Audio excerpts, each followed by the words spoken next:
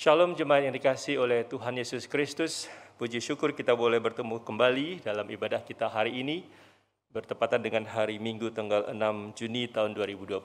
Bapak Ibu yang ada di ruangan ini, serta Bapak Ibu yang ada di rumah masing-masing, mari kita bersama-sama mensyukuri satu lagi hari Tuhan khususkan untuk kita bisa menghadap tahtanya, bernyanyi bagi Dia, belajar dari firman-Nya, dan mengalami Tuhan dalam hidup kita masing-masing. Mari kita masuk dalam tata cara ibadah kita hari ini, mengundang jemaat untuk kita sama-sama bangkit berdiri.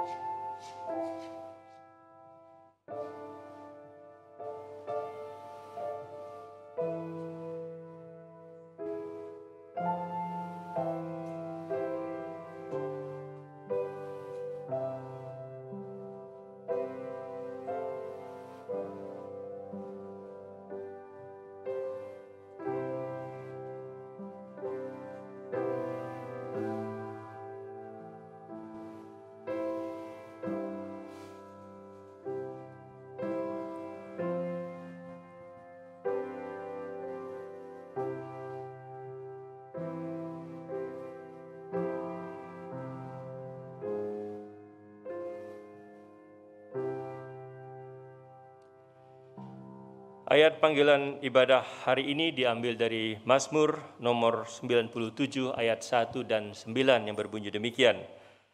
Tuhan adalah Raja, biarlah bumi bersorak-sorak, biarlah banyak pulau bersukaria. Sebab Engkaulah ya Tuhan yang maha tinggi di atas seluruh bumi, Engkau sangat dimuliakan di atas segala Allah.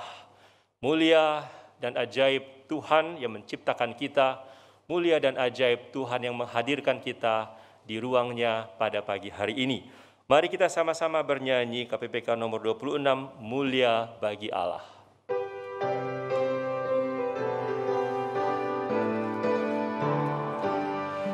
Mulia bagi Allah, kasih-Nya besar, putranya diberikan untuk kaum berdosa.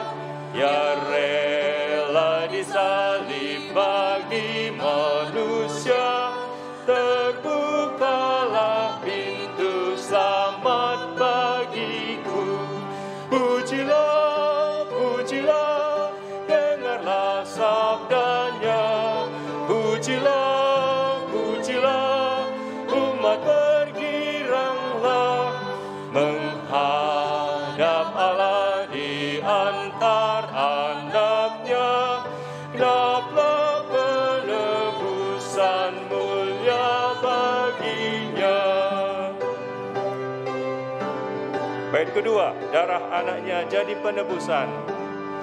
Darah anaknya jadi penebusan, itu janjinya bagi yang percaya.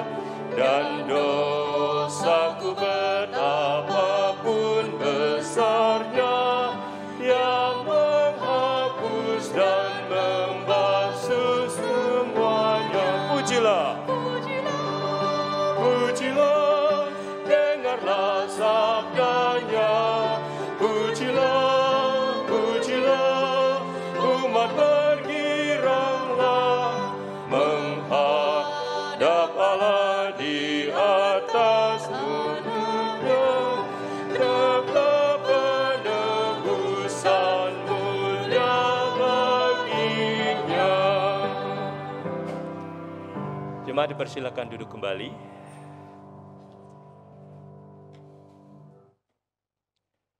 Tiba saatnya kita akan bersama-sama menghadap Tuhan dengan merendahkan hati dan diri kita, memohon ampun kepada-Nya.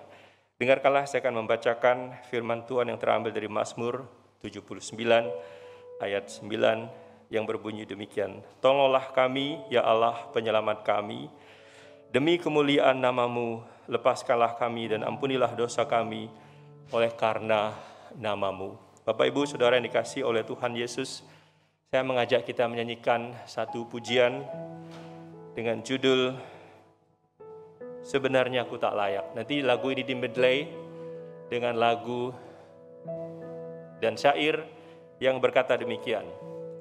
Aku hancur, pulihkanlah aku. Aku terluka, sembuhkanlah aku. Aku tersesat, selamatkan aku. Aku hampa, penuhi aku. Aku bersalah, ampuni aku.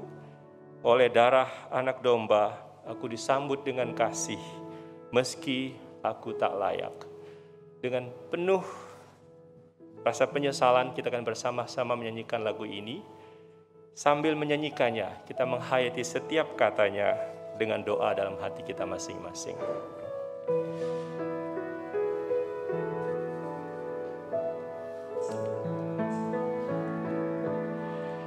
Sebenarnya aku tak layak, namun ku diberi darah-Mu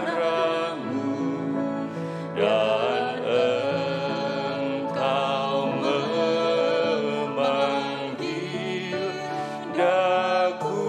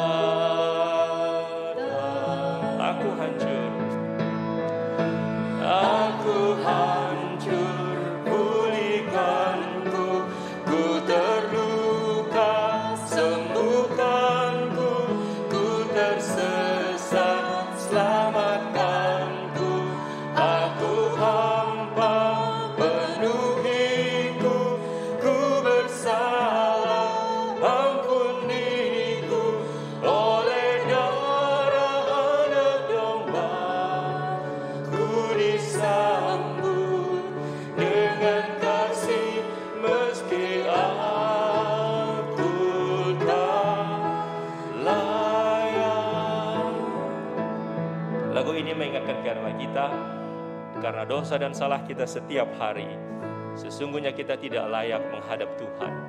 Tapi pada pagi hari ini, pada saat ini, pada momen ini, Tuhan mengundang kita untuk datang. Mengajak Bapak Ibu yang ada di ruangan ini untuk bangkit berdiri. Bapak Ibu yang ada di rumah masing-masing, silakan bangkit berdiri. Atau jika ingin berlutut, silakan berlutut di depan sofa, di tempat tidur, dimanapun Bapak Ibu berada sekarang. Kita mengakui bahwa Dia besar, Dia layak kita sembah, dan kita datang untuk memohon pengampunan kepadanya. Aku hancur, pulihkanku. Aku hancur, pulihkanku. Ku terluka, sembuhkanku. Ku tersesat, selamatkanku. Aku hampa, penuhiku. Ku bersalah, ampuniku. Oleh darah anak domba, ku disambut dengan kasih, meski aku tak layak.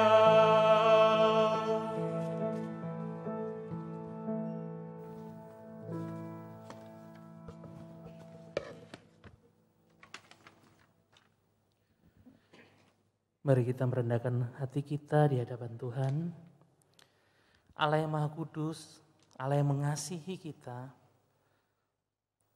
Namun Allah juga yang tidak kompromi dengan dosa. Mari kita mengakui dosa pelanggaran kita di hadapannya.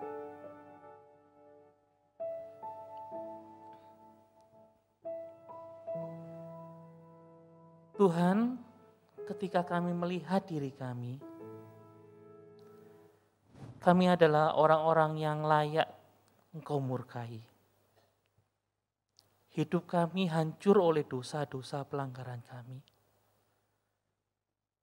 Tetapi karena kasih setiamu yang besar, kami boleh diangkat, kami boleh dilayakkan menjadi anak-anak Tuhan. Pengorbananmu di atas kayu salib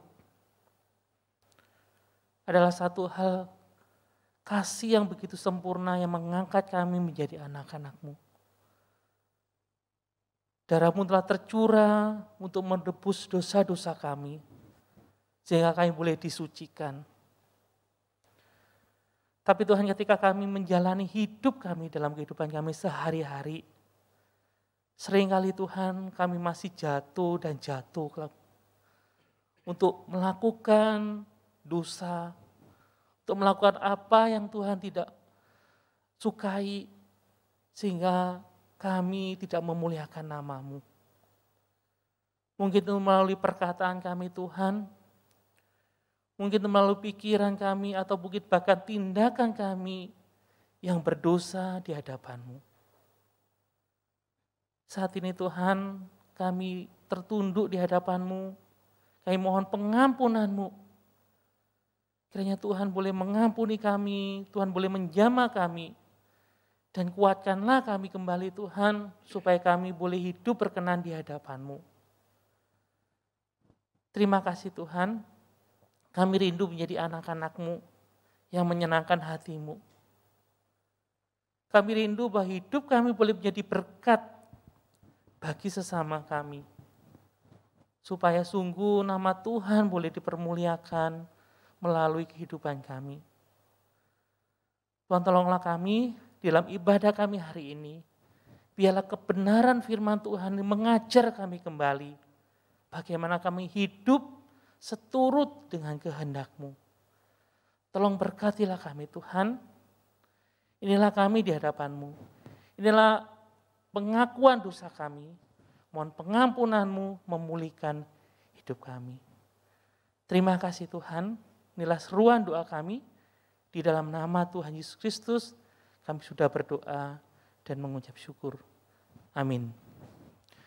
Jemaat dipersilakan duduk kembali. Dengarkanlah janji pengampunan dosa yang terambil dari Ibrani 9 ayat 13-14.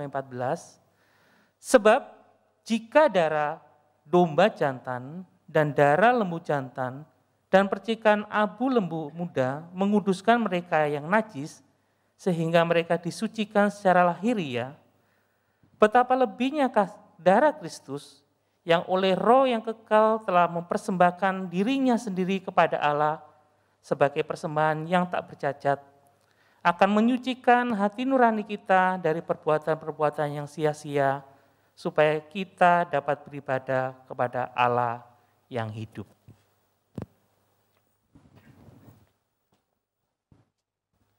Kita bersyukur dan bersukacita untuk pengampunan yang sudah Tuhan berikan kepada masing-masing diri kita. Kita bernyanyi dari KPPK 179, sebuah pujian dengan judul Kini Ku Milik Yesus.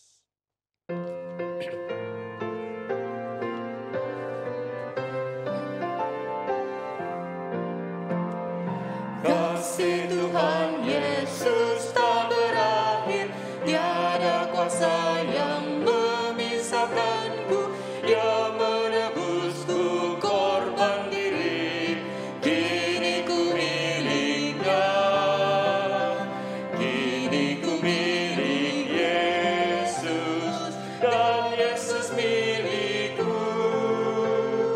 bukan hanya saat ini, namun selamanya. Bait ketiga, hati senang. Hati senangku diselamatkannya, dahulu budak kini ku bebas, Dia tebusku dengan darahnya,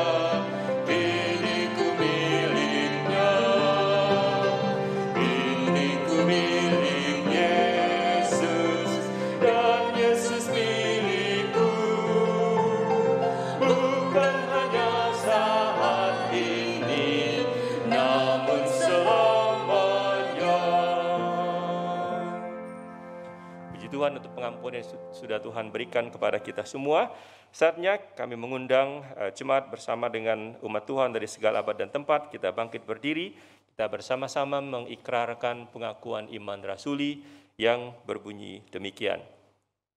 Aku percaya kepada Allah, Bapa yang Maha Kuasa, Khalik langit dan bumi, dan kepada Yesus Kristus, anaknya yang tunggal, Tuhan kita, yang dikandung daripada Roh Kudus, lahir dari anak darah Maria, yang menderita sengsara di bawah pemerintahan Pontius Pilatus, disalibkan, mati dan dikuburkan, turun ke dalam kerajaan maut, pada hari yang ketiga bangkit pula dari antara orang mati, naik ke surga, duduk di sebelah kanan Allah, Bapa yang Maha Kuasa, dan dari sana Ia akan datang untuk menghakimi orang yang hidup dan yang mati. Aku percaya kepada Roh Kudus, gereja yang kudus dan am, persekutuan orang kudus, pengampunan dosa, kebangkitan tubuh, dan hidup yang kekal. Amin. Silakan duduk kembali.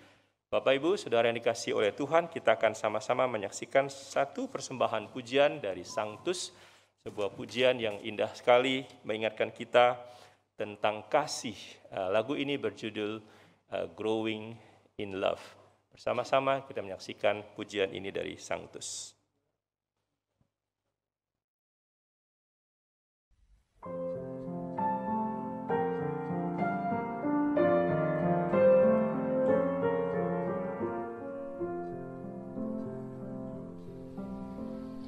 Tenderly the sweet has planted in the warm and waiting earth.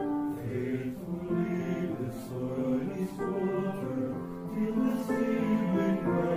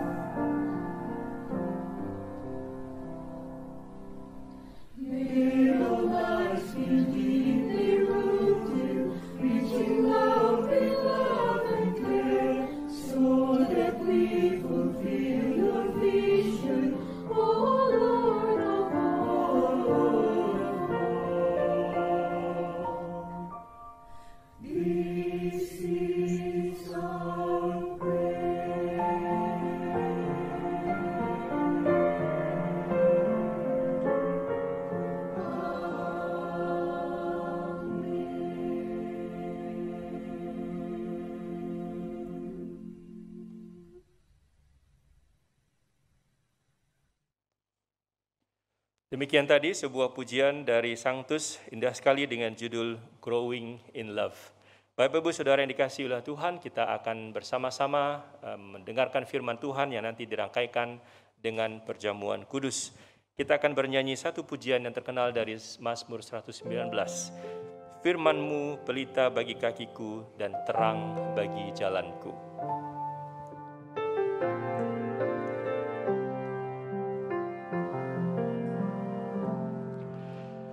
Firman-Mu pelita bagi kakiku, terang bagi jalanku.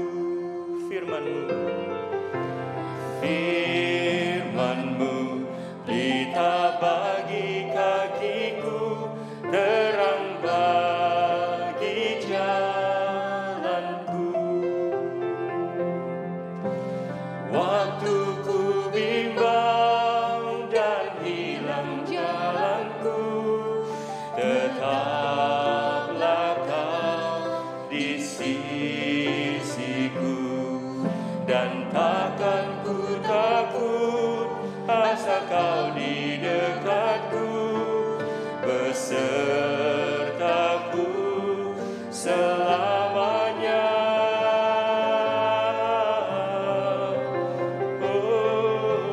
Firman-Mu pelita bagi kakiku, terang bagi jalanku. Waktu ku bimbang dan hilang jalanku, tetaplah Kau di sisiku, dan takkan ku takut asal Kau di dekatku, besertaku selamanya.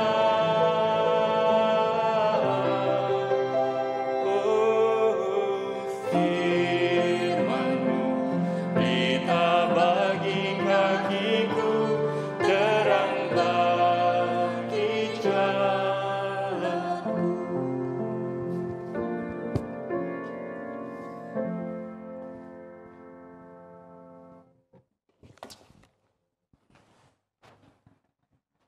Mari saudara yang saya kasih dalam Tuhan, kita tunduk kepala, kita berdoa, minta pimpinan Tuhan untuk mencerahkan hati dan pikiran kita pada saat mendengarkan firman Tuhan.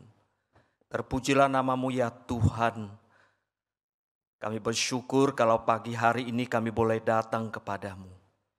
Dalam kehidupan kekristenan kami, setiap kali kami berada di dalam lembah kekelaman, pada saat kami berada di titik yang terendah, kami boleh ingat firman Tuhan yang memberikan terang dalam jalan, dalam kehidupan kami.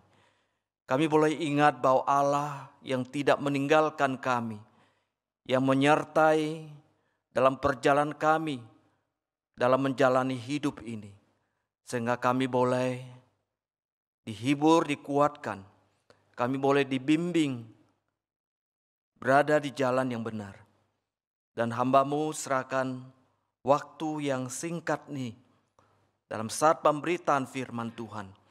Allah Roh Kudus bekerja secara leluasa di dalam hati setiap kami, baik yang kami beribadah di gedung gereja, maupun saudara-saudari kami yang sedang berada secara ibadah online di rumah.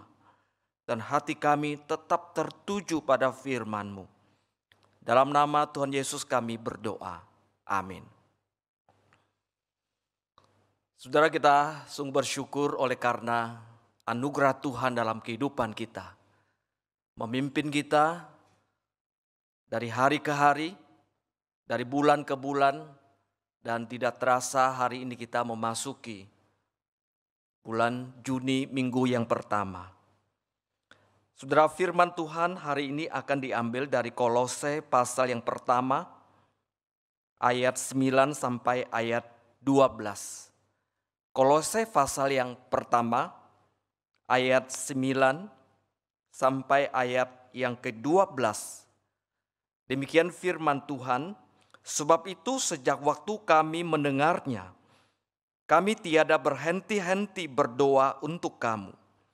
Kami meminta supaya kamu menerima segala hikmat dan pengertian yang benar untuk mengetahui kehendak Tuhan dengan sempurna, sehingga hidupmu layak di hadapannya serta berkenan kepadanya dalam segala hal, dan kamu memberi buah dalam segala pekerjaan yang baik dan bertumbuh dalam pengetahuan yang benar tentang Allah, dan dikuatkan dengan segala kekuatan oleh kuasa kemuliaannya untuk menanggung segala sesuatu dengan tekun dan sabar, dan mengucap syukur dengan sukacita kepada Bapa yang melayakkan kamu untuk mendapat bagian dalam apa yang tentukan untuk orang-orang kudus di dalam kerajaan terang. Saudara, dapatkah seorang Kristen bertumbuh dalam segala situasi? Saudara, kita telah mendengarkan banyak kesaksian anak-anak Tuhan yang mengalami penderitaan, anak-anak Tuhan yang mengalami penganiayaan, peristiwa-peristiwa yang menyakitkan, sehingga semua pengalaman itu mendorongnya lebih kuat dan dia bertumbuh di dalam Tuhan.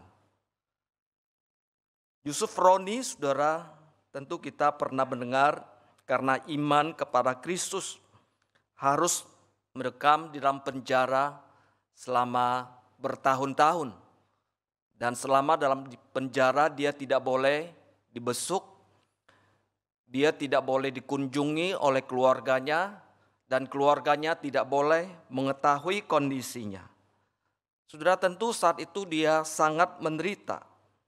Tetapi selama di dalam penjara, dalam kesaksiannya ia mengatakan dia lebih kuat dengan Tuhan dan dia bertumbuh.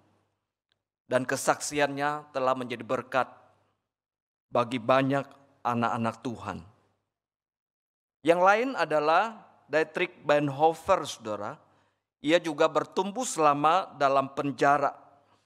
Ia telah menginspirasi kepada para tahanan di dalam penjara. Dan mereka bisa bertumbuh bersama-sama mengenal Tuhan. Saudara, melalui tulisan-tulisan Dietrich Bonhoeffer ini, saudara, ada jutaan orang diberkati. Dan mereka bertumbuh melalui kesaksiannya. Kalau kita berbicara sejarah gereja China, tentu kita kenal Wang Mintao. Kita kenal John Sung, yang dikenal dengan Sung Sang Jie. Kita kenal Hudson Taylor, saudara. Kalau berbicara sejarah gereja Kristen, orang Kristen mula-mula, maka kita akan mengetahui murid-murid Tuhan Yesus. Petrus, kemudian Yohanes yang dianiaya oleh karena memberitakan firman. Orang Kristen mula-mula mereka oleh karena memberitakan Tuhan Yesus, oleh karena iman kepada Yesus, mereka dianiaya. Dan di tengah penganiayaan mereka bertumbuh. Ya, tentu Paulus, demikian juga Silas. Orang-orang yang mengalami penganiayaan tetapi membuatnya lebih dekat dengan Tuhan. Saudara, lingkungan dan tantangan pertumbuhan kita pada saat ini. Saudara, waktu saya kecil saya pernah mendapatkan seekor kura-kura sawah. Ya, kura-kura sawah. Saudara, setelah saya lama menunggu dia tidak bergerak, lalu saya ambil dahan pohon, saudara. Ya. Saya menusuk-nusuk kepalanya, ya. Kemudian juga tidak keluar-keluar ya dia. Kemudian saya bergantian, kemudian nusuk-nusuk di bagian ekornya. Tidak dimengerti, saudara, semakin saya menusuk ya ke badan kura-kura ini. Kura-kura ini memasukkan kepalanya, kakinya itu semakin rapat, semakin rapat. Ya setelah bosan, saya dengan saudara saya tinggalkan. Tidak lama kemudian, kura-kura ini pelan-pelan keluarkan kepalanya dan kakinya dari tempurungnya. Lalu dia sendiri berjalan. Saudara, banyak orang Kristen merasa seperti kura-kura yang ditusuk dengan dahan pohon. Setiap orang Kristen punya kerinduan untuk bertumbuh. Saya yakin bahwa saudara dan saya juga punya kerinduan yang besar untuk kita bertumbuh di dalam Tuhan. Tetapi jika ditusuk, orang akan merasa takut. Lalu akan masuk kembali ke dalam tempurung dan kisah di sana akan merasa lebih aman. Ada banyak ajakan untuk mengikuti persekutuan atau kelompok kecil. Kita coba mengikutinya, namun kita masih tinggal di dalam tempurung kita. Kenapa saudara? Karena di sana kita akan merasakan jauh lebih aman. Saya berada dalam tempurung, saya akan merasa jauh lebih aman. Saudara, terkadang kita merasa cukup menjadi orang Kristen biasa-biasa saja, supaya privasi saya tidak diganggu. Namun di waktu-waktu lain saudara kita berpikir, kalau saya bertumbuh di dalam Tuhan, kalau saya rajin, maka saya akan diminta untuk terlibat dalam pelayanan. Tapi di lain kesempatan kita juga berpikir demikian. Kalau saya menjadi seorang aktivis, saya menjadi seorang pelayan, maka secara tidak langsung saya juga dituntut untuk punya teladan bagi jemaat yang lain. Saya harus memberikan teladan kepada mereka.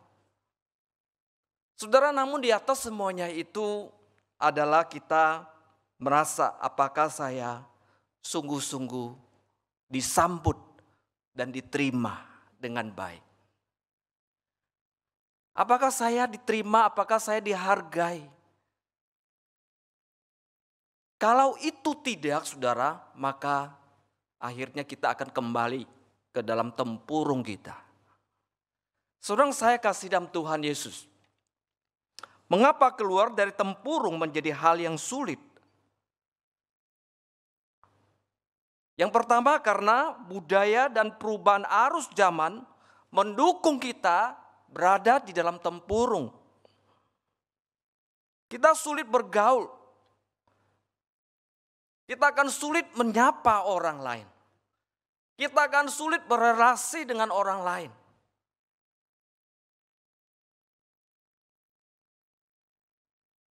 Saudara, kita akan merasa jauh lebih nyaman kalau kita dengan diri kita sendiri.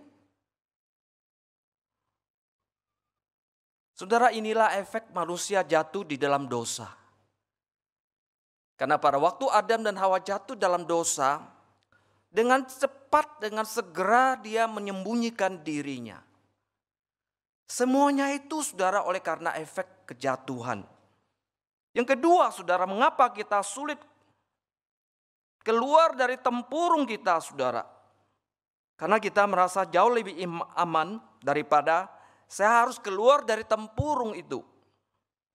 Karena apabila saya keluar dari tempurung saudara, saya akan menghadapi berbagai tantangan.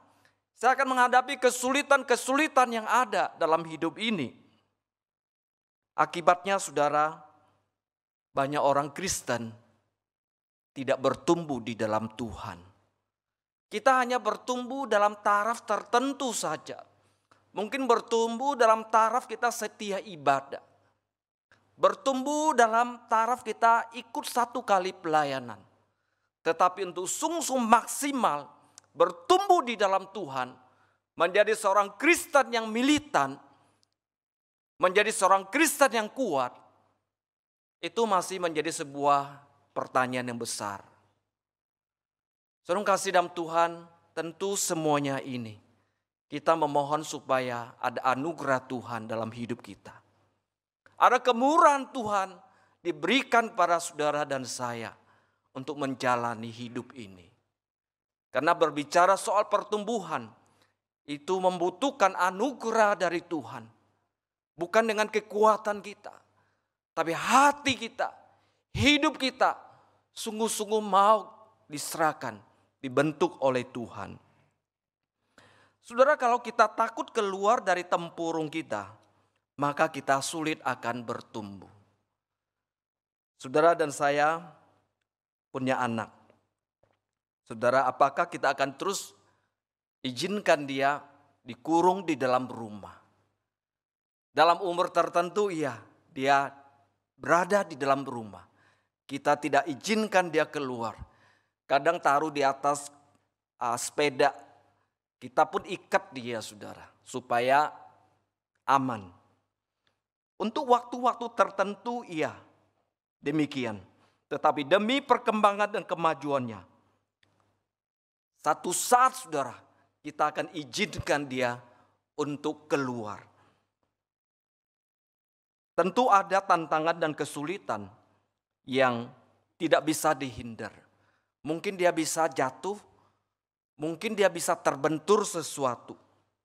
Tetapi semua tantangan itu akan melatih tangan-tangannya saudara. Akan melatih otot kaki-kakinya saudara menjadi kuat. Dan dia bisa tahu apa yang ada di luar di sana, sehingga dia bisa menghadapinya. Dan semua situasi lingkungan itu akan membentuk dia menjadi seorang anak yang kuat dan dia bisa bertumbuh. Demikian juga dalam pertumbuhan kerohanian kita. Kita memang harus melangkah keluar. Kita tidak mungkin berada di dalam tempurung terus. Oleh karena begitu banyak tantangan, kita harus keluar saudara. Sehingga bisa melatih anggota-anggota tubuh kita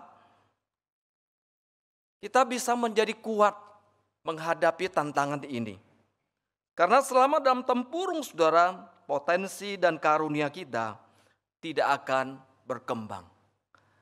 Otot-otot rohani kita saudara, tangan dan kaki kita saudara, anggota-anggota tubuh kita saudara tidak akan terlatih dengan baik. Dan kemudian kita akan menjadi orang Kristen yang mungkin stagnasi. Orang Kristen yang kaku. Karena kita tidak terlatih saudara.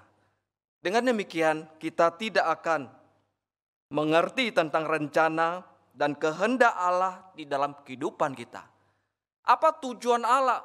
Izinkan saya di sini. Apa maksudnya dalam kehidupan saya ini? Dan bagaimana saya melalui hidup saya nama Tuhan dipermuliakan? Sudah tanpa harus ditusuk-tusuk, tampaknya untuk sebuah pertumbuhan kita harus memang keluar dari tempurung kita. Sehingga kita dapat melihat apa yang ada di sekitar kita. Kita bisa merasakan apa yang terjadi di tengah-tengah kita. Dan mulai menggerakkan otot-otot rohani kita. Dan seluruh potensi-potensi, karunia-karunia yang Tuhan berikan pada kita. Sehingga kita dapat bertumbuh di dalam Tuhan. Entah mungkin kita berada di sebuah masyarakat. Entah kita berada di sebuah lingkungan tertentu. Atau pada saat kita berada di dalam pelayanan. Atau kita bergabung dalam kelompok pemuritan. Saudara, di sanalah kita akan keluar. Kita akan membagikan sesuatu dalam hidup kita. Karena tadi ayat 9 Rasul Paulus mengatakan demikian. Sebab itu sejak waktu kami mendengarnya, kami tiada berhenti-henti berdoa untuk kamu. Kami meminta supaya kamu menerima segala hikmat dan pengertian yang benar untuk mengetahui kehendak Tuhan dengan sempurna. Perhatikan baik-baik saudara, hikmat dan pengertian tentang kewajiban kita adalah hikmat yang terbaik. Kadang orang menuntut hak. Tetapi hikmat yang terbaik adalah kita mengerti tentang kewajiban kita. Karena buah pikiran yang kosong tentang sebuah kebenaran yang agung itu tidak akan bermakna apa-apa. Karena pengetahuan kita tentang Allah, pengetahuan tentang kehendak Allah, saudara, itu harus segera menghasilkan sebuah tindakan. Karena apabila kalau tidak menghasilkan sebuah tindakan, maka itu akan menjadi sebuah pengetahuan yang tidak bermakna. Kita harus mengetahuinya dengan tujuan, kemudian untuk melakukannya. Bukan untuk membuat kepala kita menjadi nyaman, tetapi untuk melakukannya di dalam kehidupan kita. Sidang jemaat yang saya kasih dalam Tuhan, banyak anak Tuhan belajar firman Tuhan hanya sekedar sebuah pengetahuan. Saudara, kita sudah ikut terlalu banyak seminar. Apalagi di saat-saat pandemi ini, ada begitu banyak seminar, Zoominar. Saudara, yang bisa kita tonton di sana, yang bisa kita dengar, saudara. Yang dulu-dulu tidak ada, saudara. Tetapi sekarang begitu banyak. Sepanjang hari, saudara. Bahkan 24 jam, saudara, kita bisa mendengar, bisa menyaksikan. Ada begitu banyak seminar. Tetapi kalau hanya sebuah pengetahuan, saudara, hanya sekedar untuk mengisi kekosongan hati kita, maka itu tidak menjadi bermakna apa-apa. Dan harusnya itu dilakukan, dipraktekkan dalam kehidupan kita. Karena kita tidak mempraktekkannya, saudara, dalam kehidupan kita, maka kita menjadi seorang Kristen yang lemah, menjadi seorang Kristen yang tidak kokoh. Saudara, Tuhan Yesus mengilustrasikan hal ini dengan orang yang bijaksana, kemudian orang yang bodoh. Orang yang bijaksana adalah orang yang mendengarkan firman Tuhan, kemudian dia melakukan dalam kehidupannya. Kemudian orang yang bodoh, dia mendengarkan firman Tuhan, tapi tidak diterapkan dalam kehidupannya. Yang diibaratkan dengan membangun sebuah rumah di atas pasir. Kemudian turunlah hujan, datanglah banjir, angin melanda. Dan dikatakan masa rusaklah, hebatlah kerusakan rumah tersebut. Saudara, pengetahuan kita akan benar-benar menjadi berkat jika disertai dengan hikmat Allah. Kita mengetahui bagaimana menerapkannya di dalam kehidupan kita. Firman yang kita dengar, firman yang kita baca, firman kita renungkan setiap hari, saudara. Apabila kita punya hikmat Allah, setelah kita mendengarkannya, kita merenungkannya, maka kita harus menerapkannya dalam kehidupan kita. Berapa persen kita terapkan, saudara, itu adalah sebuah usaha. Jangan sama sekali itu menjadi sebuah narasi yang kosong, yang berlalu begitu saja, yang tidak memberikan dampak apa-apa dalam kehidupan kita. Setiap firman Tuhan, setiap renungan yang kita dengar, saudara, kita harus ada sebuah usaha, saudara. Kita harus sungguh-sungguh supaya bisa diterapkan di dalam kehidupan kita. Bahkan dalam sisi-sisi, dalam aspek kehidupan kita. Supaya hidup kita bisa memuliakan Tuhan. Sebagai anak Tuhan, saudara, harusnya kita belajar untuk kita bertumbuh dalam pengetahuan yang benar tentang Allah. Bertumbuh dalam kasih karunia dan pengenalan akan Tuhan dan Juru Selamat kita. Sehingga ayat 10, ayat 11, Paulus mengatakan demikian. Sehingga hidupmu layak di hadapannya, serta berkenan kepadanya dalam segala hal. Dan kamu memberi buah dalam segala pekerjaan yang baik, dan bertumbuh dalam pengetahuan yang benar tentang Allah. Ayat 11, dan dikuatkan dengan segala kekuatan oleh kuasa kemuliaannya, untuk menanggung segala sesuatu dengan tekun dan sabar. Jadi saudara, tujuan kita mencari hikmat dan pengertian adalah untuk kita mengetahui kehendak Tuhan di dalam hidup ini. Jadi setiap hikmat dan pengetahuan saudara yang kita dapat saudara, terutama dari firman Allah, adalah supaya kita semakin mengerti. Kita semakin tahu, oh ini yang dimaksud Tuhan. Oh yang ini yang Tuhan mau saya lakukan dalam hidup ini. So, terkadang kita mengalami banyak hambatan saudara. Mungkin bukan apa yang ada di luar kita. Tetapi hambatan paling besar adalah diri kita. Karena kita menutup diri. Kita tidak izinkan Roh Kudus bekerja dengan leluasa di dalam seluruh hidup kita. Saya percaya apabila kita izinkan Roh Kudus bekerja dengan leluasa, penuhi hidup kita, maka hikmat dan pengetahuan, pengertian kita dapat saudara. Kita akan tahu dan bagaimana saya lakukan, saya terapkan untuk supaya nama Tuhan dipermuliakan melalui hidup saya. Saudara, banyak anak Tuhan berperilaku seperti anak bungsu. Yang di Lukas 15 cerita tentang anak bungsu. Saudara, anak bungsu ini ketika bersama dengan orang tuanya, dia merasa dia orang yang bebas. Bahkan merasa terlalu bebas dan dia suka hati semaunya dia. Dan bahkan dia meminta bagian dari warisannya. Saudara, ketika dia bersama dengan orang tuanya, dia merasa layak. Karena merasa terlalu layak, maka dia bertindak semaunya saudara. Namun baru dia menyadari ketika dia jatuh dalam dosa. Ketika dia di dalam penderitaan, baru dia tahu apa maknanya. Bersama dengan bapaknya. Baru dia mengetahui apa arti nasihat-nasihat yang orang tuanya memberitahukan kepadanya. Dia baru mengerti apa artinya Bapa rohani bagi hidupnya. Sebelumnya dia tidak mengerti. Saudara, hidup kita layak di hadapannya. Karena Ia telah menebus kita. Yesus telah mati di atas kayu salib. Yesus sudah menderita. Yesus sudah mencucurkan darah. Sehingga melayakkan saudara dan saya ada di sini. Melayakkan saudara dan saya boleh melayani Dia. Pertanyaannya, apakah saudara dan saya layak?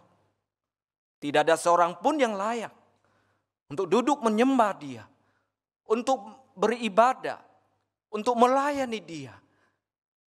Kenapa kita tidak layak, saudara? Kita adalah orang-orang berdosa. Kita adalah orang-orang yang cacat. Kita adalah orang tercemar. Kita adalah orang yang najis. Bagaimana mungkin saudara kita layak untuk melayani Dia? Kalau bukan kasih karunia Tuhan.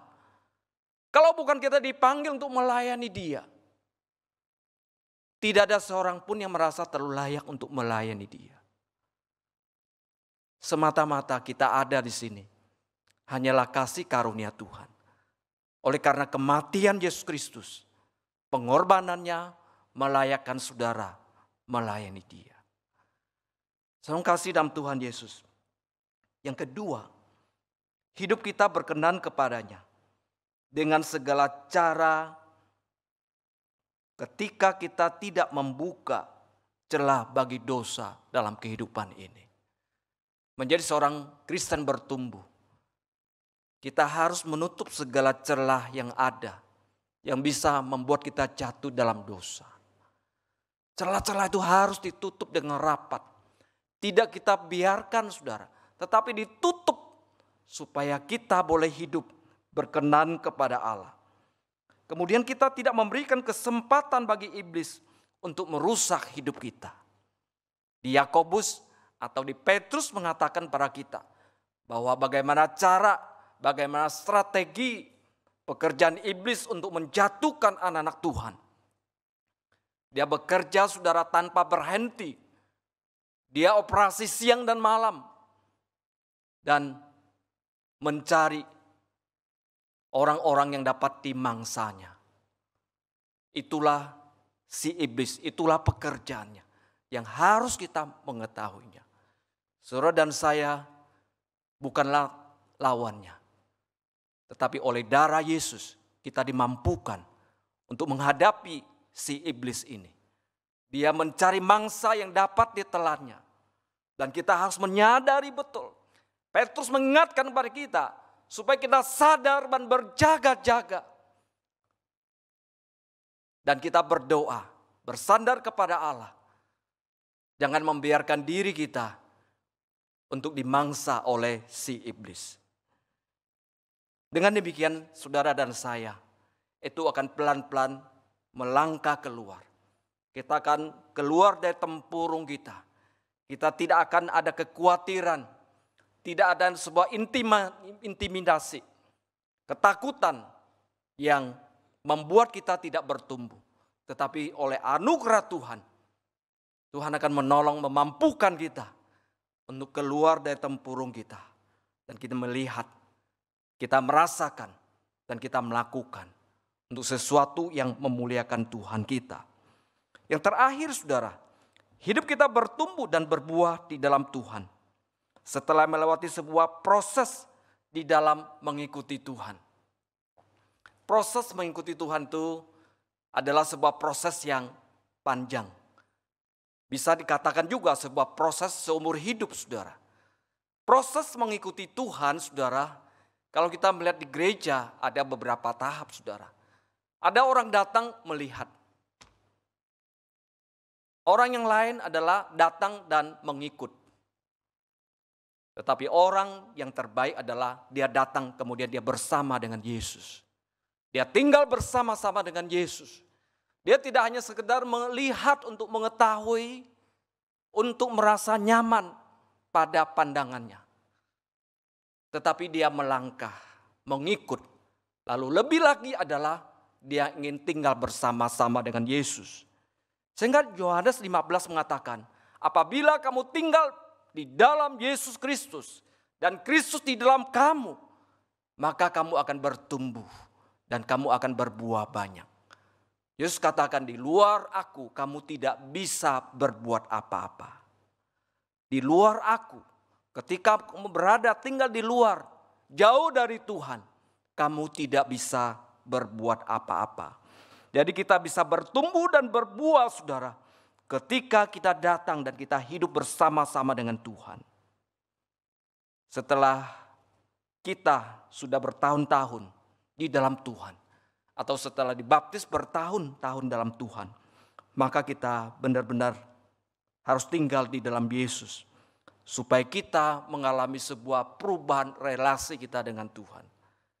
Sebuah perubahan hubungan kita dengan Kristus.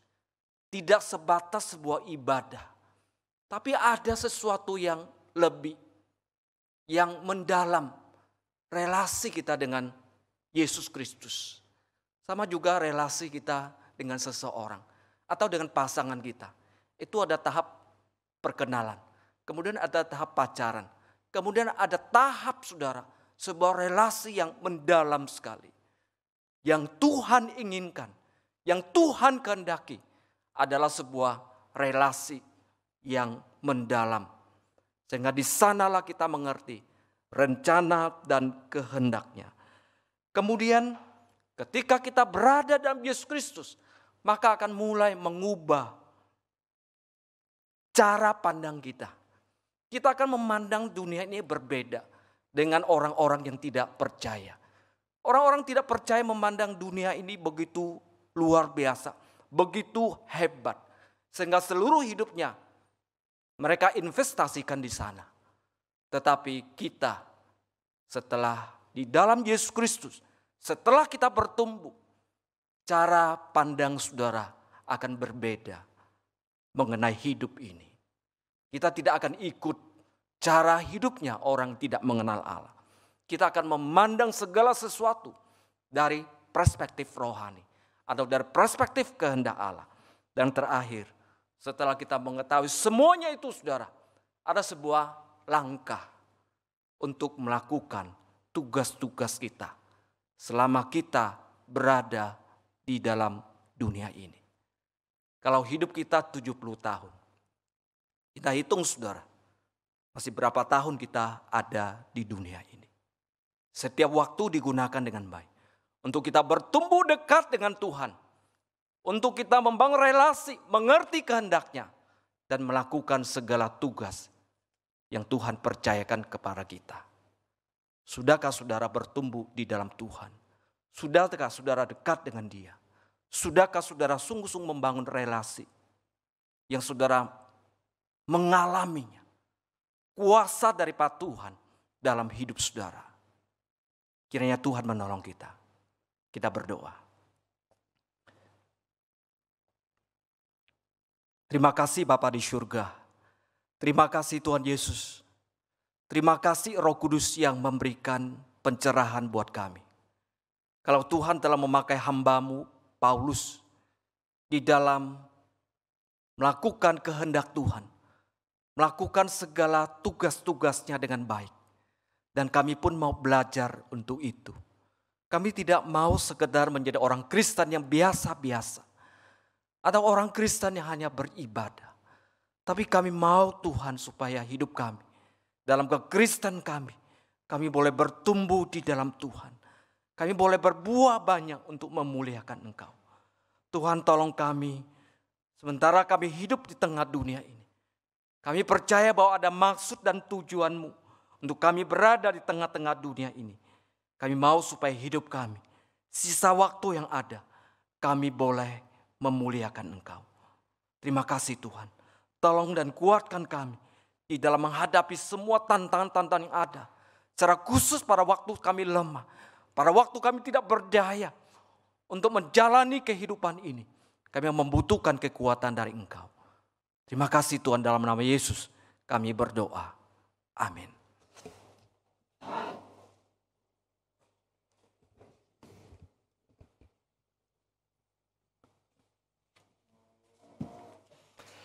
Demikian tadi Bapak Ibu Saudara yang dikasihi oleh Tuhan Yesus Kristus, kita sudah sama-sama mendengarkan firman Tuhan dan mengikuti perjamuan kudus. Kiranya semua yang sudah kita lakukan mengingatkan kita kembali bahwa hidup kita sudah ditebus, hiduplah sesuai dengan penebusan itu. Mari kita memberikan persembahan untuk pekerjaan Tuhan. Bapak Ibu Saudara, persembahan minggu ini dapat dilakukan dengan cara scan QR Code yang ada di layar monitor Bapak Ibu semua yang ada di ruangan ibadah. Silakan scan yang ada di belakang kursi, yang ada di depan Bapak Ibu semua. Persembahan bisa juga ditransfer ke rekening BCA dengan nomor 001-305-2422 atas nama Gereja Kristus Yesus. Mari kita sama-sama bernyanyi pujian berikut ini, Bertumbuh dalam Kasih.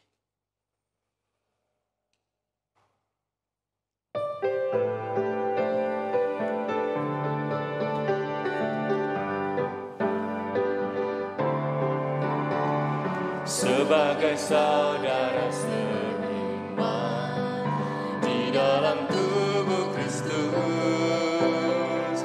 menyerahkan seluruh hidupnya, berbagi kasih bersama. Kadang tawa, terkadang tangis, suka duka bersama. Yang kuat menanggung yang lemah, dalam anugerah-Nya kita bertumbuh di dalam kasih, sehati sepikir setujuan, melangkah bersama. Tua yang besar telah menanti di hadapan kita. Siapkanlah dirimu, sosok hari esok, biar Tuhan dimuliakan melalui gereja-Nya. Mengajak jemaat untuk kita sama-sama berdoa. Mari kita berdoa. Bapak Ibu, Kita berdoa. Tuhan, kami bersyukur kepadamu ya Tuhan atas penyertaan dan anugerah yang Tuhan sudah berikan kepada setiap kami. Saatnya kami berterima kasih kepadamu kalau kami menoleh ke belakang. Tuhan sudah memimpin kami, menjaga kami, memenuhi semua keperluan kami, memberikan kami kesempatan di mana kami bisa bekerja, menikmati waktu bersama-sama dengan keluarga kami. Tuhan, saatnya kami akan menyerahkan persembahan ini ke dalam tangan Tuhan. Tuhan boleh pakai untuk kemuliaan nama-Mu. Tuhan berkati para aktivis di gereja, berkati hamba-hamba Tuhan, berkati gembala sidang dan keluarga, berkati juga setiap hamba-Mu dengan usaha dan pekerjaannya, dan biarlah apa yang boleh kami berikan kepada Tuhan melalui kegiatan-kegiatan kami di gereja ini, boleh memuliakan nama Tuhan saja. Kami percaya hari ini, esok, dan seterusnya, pimpinan, penyertaan, anugerah Tuhan akan selalu menyertai kami. Biarlah kami boleh kembali dan kembali bekerja, kembali ke keluarga kami, dan kami juga akan terus memberi hidup kami untuk pekerjaan dan kemuliaan nama Tuhan. Kami bersyukur untuk semua berkat dan setiap anugerah yang Tuhan sudah titipkan kepada kami. Dalam nama Tuhan Yesus kami mengucap syukur dan berdoa. Amin. Kita akan mendengarkan warta, silakan.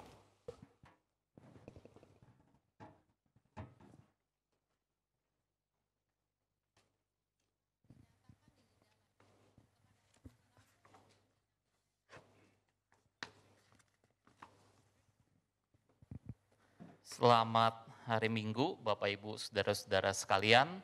Biar minggu ini menjadi satu minggu di mana kita boleh mengalami perjumpaan dengan Tuhan dalam ibadah ini. Saudara-saudara, ada beberapa berita pengembalaan yang perlu kita perhatikan. Yang pertama, ini adalah minggu pertama di bulan Juni pada hari ini, pada tanggal 6 Juni. Saudara-saudara, mari kita membawa dan kita menyerahkan persembahan, persepuluhan kita kepada Tuhan, dan kiranya Tuhan memberkati setiap usaha dan pekerjaan kita. Berikutnya, Minggu 6 Juni pada hari ini akan ada peneguhan pengurus Majelis Jemaat GKY Karawaci tahun pelayanan 2021 sampai 2024 di GKY Mangga Besar. Bagi Bapak Ibu, saudara-saudara sekalian yang mengikuti mobil gereja, boleh berkumpul di tempat ini pukul 3 siang. Dan saya akan membacakan susunan pengurus Majelis Jemaat GKY Karawaci tahun 2021 sampai 2024. Secara cepat saya akan membacakannya. Gembala sidang adalah Pendeta Arifin, kemudian C. Robert Haditama, Ketua Majelis, Guru Injil Roni, Sekretaris Majelis, Pembina Subbidang Pelayanan Remaja dan Pemuda, Pembina Bidang Pembinaan, Pembina Subbidang Pembinaan Warga Gereja, dan Pembina Subbidang Literatur, Perpustakaan, dan Korportase, Guru Injil Joyce Ratnawati, Pembina Bidang Ibadah, Pembina Subbidang Kebaktian Umum, Pembina Subbidang Liturgi dan Musik, dan Pembina Subbidang Sakramen dan Kebaktian Khusus. Jonathan Wibisana, Ketua Bidang Ibadah dan Ketua Subbidang Sakramen dan Kebaktian Khusus. Marco Brian, Ketua Subbidang Kebaktian Umum. Guru Injil Febe, Pembina Subbidang Kebaktian Doa dan Pembina Subbidang Pelayanan Anak. Yakobus, Ketua Subbidang Kebaktian Doa dan Ketua Subbidang Liturgi dan Musik. Pendeta Arifin, Pembina Bidang Persekutuan, Pembina Subbidang Pelayanan Dewasa, Pembina Subbidang Pelayanan Kaleb, Pembina Subbidang Pelayanan Wanita, Pembina Subbidang Pemerhati dan Pelawatan, Pembina Bidang Pekabaran Injil, Pembina Subbidang Pekabaran Injil, dan Pembina Subbidang Pengembangan Pos. Lukmanto Cai, Ketua Bidang Persekutuan. Yuliana Uganda, Ketua Subbidang Pelayanan Anak. Fadi Bolu, Ketua Subbidang Pelayanan Pemuda dan Remaja. Suryawati, Ketua Subbidang Pelayanan Dewasa, Ketua Subbidang Pelayanan Wanita, dan Ketua Subbidang Pelayanan Kaleb. Guru Injil Gina, Pembina Subbidang Pelayanan Pasutri. Yeni, Ketua Subbidang Pelayanan Pasutri. Dewi Liana, Ketua Subbidang Pemerhati dan Pelawatan. Timothy Daun, Ketua Bidang Pembinaan, Ketua Subbidang Pembinaan Warga Gereja, dan Ketua Subbidang Literatur, Perpustakaan, dan Korportase. Bapak Ahmad, Ketua Bidang Pekabaran Injil, Ketua Subbidang Pekabaran Injil, dan Ketua Subbidang Pengembangan Pos. Guru Injil Robert Adrian, Pembina Bidang Pelayanan Sosial, Pembina Subbidang Diakonia, dan Pembina Subbidang Oikmas dan Penghubung Yayasan. Christian Natasuwaji, Ketua Bidang Pelayanan Sosial, Ketua Bidang Diakonia, dan Ketua Subbidang Oikmas dan Penghubung Yayasan. Daniel Henry, Ketua Bidang Keuangan dan Bendahara. Veronica Ana Sutini, Ketua Subbidang Administrasi Keuangan. Budi Sugiarto, Ketua Bidang Sarana dan Prasarana, Ketua Subbidang Pelaksana dan Umum, Ketua Subbidang Personalia. Helena Notulis. Berikut saudara-saudara susunan pengurus Majelis Jemaat GKI Karawaci tahun pelayanan 2021 sampai 2024. Kemudian saudara-saudara, kelas katerisasi periode yang kedua akan dibuka bagi Bapak Ibu, saudara-saudari yang ingin baptis dewasa atau CD, silakan menghubungi tata usaha gereja, yaitu oleh Ibu Desi dengan nomor HP 081311415977. Batas pendaftaran sampai hari Minggu 13 Juni 2021. Berarti ini minggu depan terakhir bagi Bapak Ibu yang ingin dibaptis atau CD. Kemudian paket perjamuan kudus untuk bulan Juli dan Agustus bisa diambil di gereja bagi Bapak Ibu, saudara-saudara sekalian, atau hari Minggu saudara-saudara datang ke gereja juga setelah ibadah bisa ambil paket perjamuan kudus, atau saudara bisa ambil juga di hari biasa jam kantor Selasa sampai Jumat pukul 8 sampai 16, hari Sabtu pukul 8 sampai 12. Bagi Bapak Ibu yang sedang sakit atau membutuhkan yang sudah lanjut usia, bisa untuk diantar sopir gereja ke rumah. Kemudian gereja menyediakan pelayanan pastoral bagi Bapak Ibu, saudara-saudara sekalian yang mengalami pergumulan, mengalami beban berat, mengalami kesulitan. Kami hamba-hamba Tuhan akan siap untuk melayani saudara-saudara, dan saudara-saudara bisa menghubungi nomor HP gereja yang ada di gereja 081311415977. Berikut berita pengembalaan yang ada pada hari ini. Tuhan Yesus memberkati kita semua.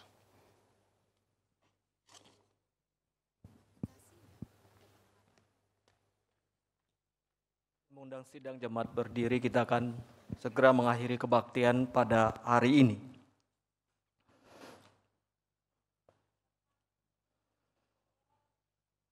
Kembalilah ke dalam kehidupan sebagai seorang murid Kristus. Taatilah firman dan bersaksilah bagi Tuhan. Kuatkanlah yang lemah dan bantulah yang kekurangan. Kasihlah dan layani Tuhan dengan segenap hatimu. 回到你身为基督门徒的生活中，遵从主道，为主做见证，兼顾软弱的，帮助缺乏的，全心全力爱主，侍奉主。Doxologi. Puji Allah Bapa Putra, puji Allah Roh Kudus, ketiganya yang esa. Pohon selamat sumber berkah.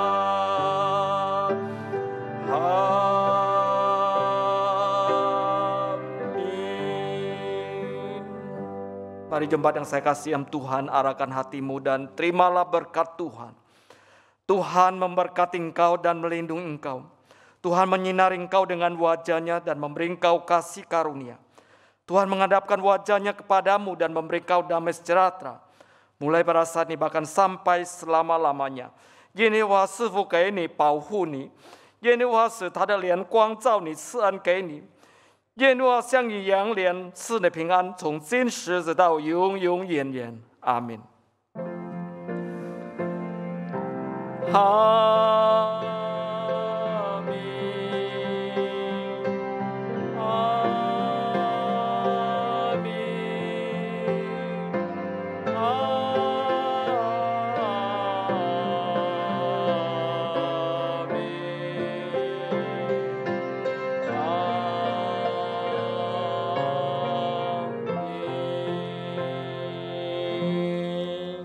Jemaat silakan duduk kembali.